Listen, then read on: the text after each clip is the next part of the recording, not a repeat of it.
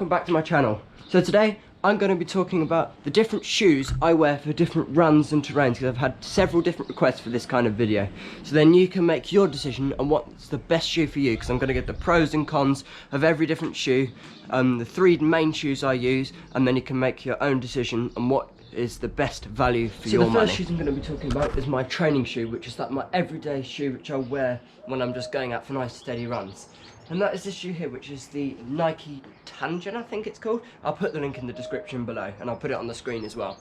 So I've just got this off Amazon for about £50, because always the problem is with all your shoes is after wearing them with loads of different mileage, they wear out, all the soles, and then the benefit of the shoe, which is meant to prevent injury and make you run quicker, is absolutely useless because you've used up all the spring in the shoe.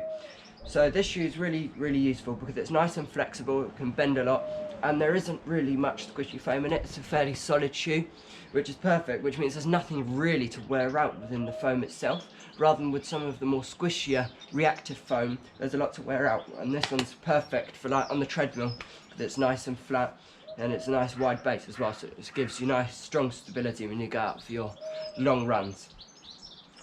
The pros of this shoe is, like I said, it's nice and solid, so it's good, so there's nothing really to wear out. And it's fairly lightweight as well, there's nothing really to it. So when you're going out for runs on the treadmill, maybe you're doing a Zwift run, this is going to be perfect because it doesn't really feel like you got the shoe on. Cons of this shoe, I would say, is that it's very well padded, and there's not really much support on the sides. There's a lot of cushioning on the back, so if you've got Achilles problems, it's absolutely perfect. But if you've got a prognated foot where your foot sort of goes inwards on the side, there is nothing to assist that. It's a very neutral running shoe.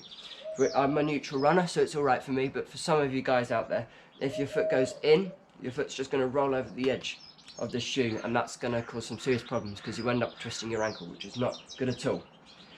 Overall, I think this is a very good shoe, but obviously it's your decision to make whatever decision and what shoe you want, because we've got another two pairs of shoes which may be for you.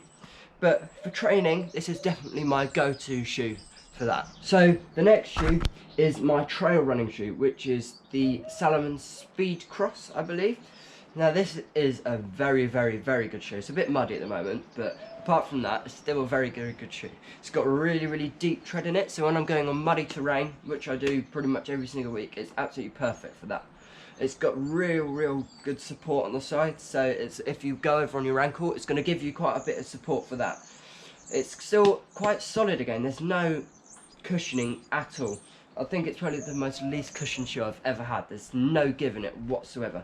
There's a bit of bend in the forefoot, but in the back, in terms of to help with impact if you're a heel striker, there's no give in it whatsoever. That is very solid. But obviously when you're on trails, that's not really a problem, because if you're on muddy ground, that's going to give you a bit of cushioning anyway, so that shouldn't be too much of an issue. Pros of this shoe, let's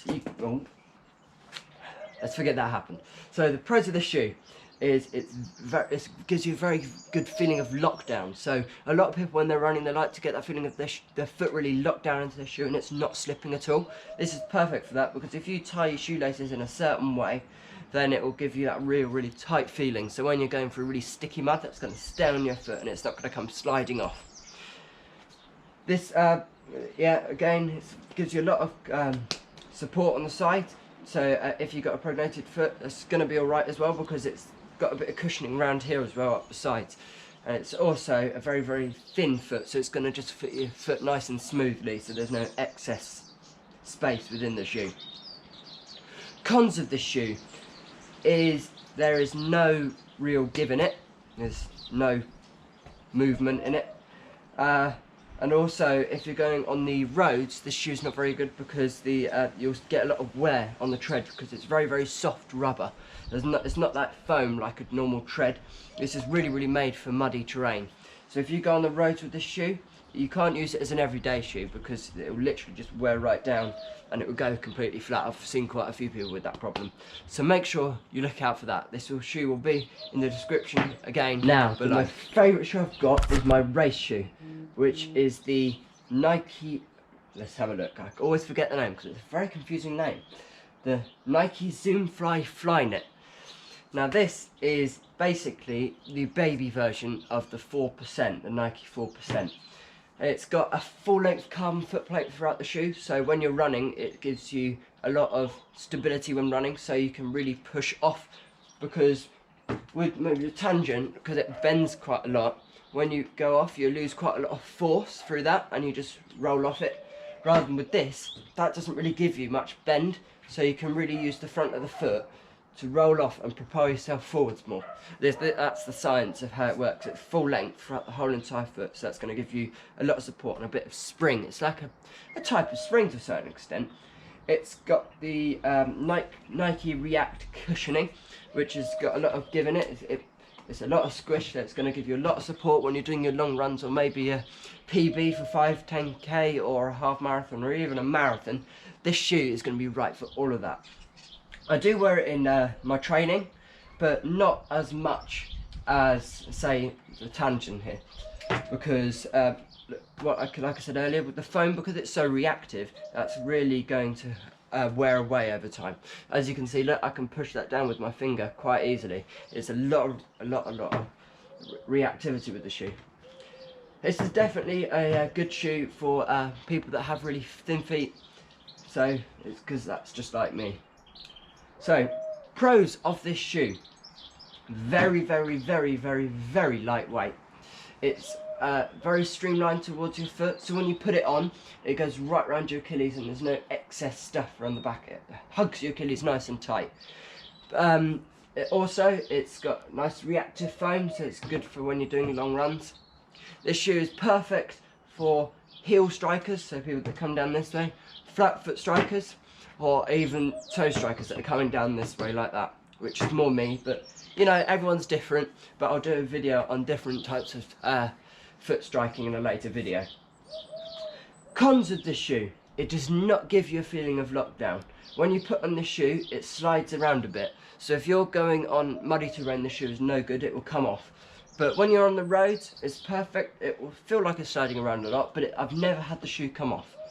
When I first got it, I thought it was always going to fall off. I thought I got too big a pair, but apparently that's completely normal. And it's never come off, so I don't have any problems with that. Also, it's very thin. So if you have quite a fat foot, what's going to happen is your foot's going to slide off the side of the foam quite easily. It's going to go over the side, and it's going to be very easy to go over your ankle. Also, I found if you've got a very sharp corner and you turn suddenly, you go over on it because there's very little ground contact.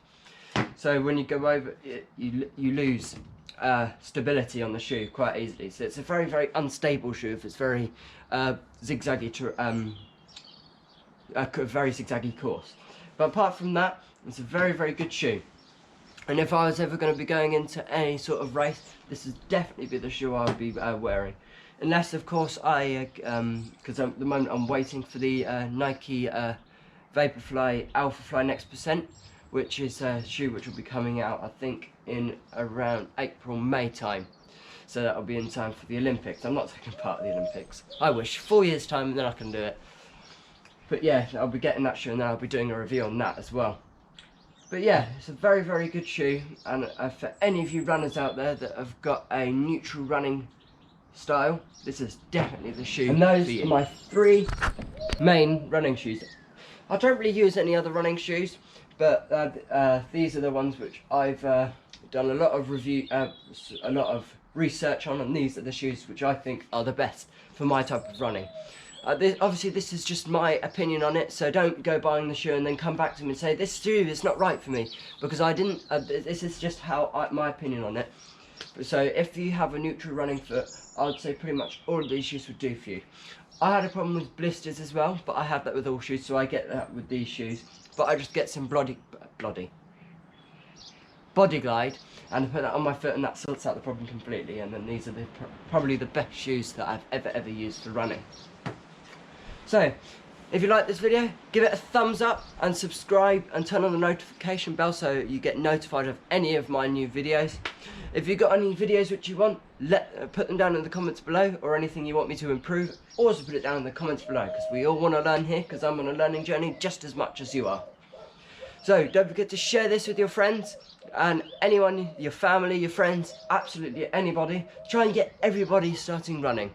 Even if it's not you that's the runner, say to somebody that this is the channel where you can learn something, because I'm going to be putting a lot more training tips in the near future. And obviously what I've learned from my sub-19 attempt, which I'll be doing in just a few weeks' time now. I think I'm ready. So yeah, after that I'll tell you what I've learned and how everything went. So, thank you very much everyone for watching my video. It's a pleasure to be showing you these different shoes. Give me any other ideas and send me an email, message or whatever, and I'll get back to you as soon as I can. So, thank you very much everyone, and I'll see you in my next video.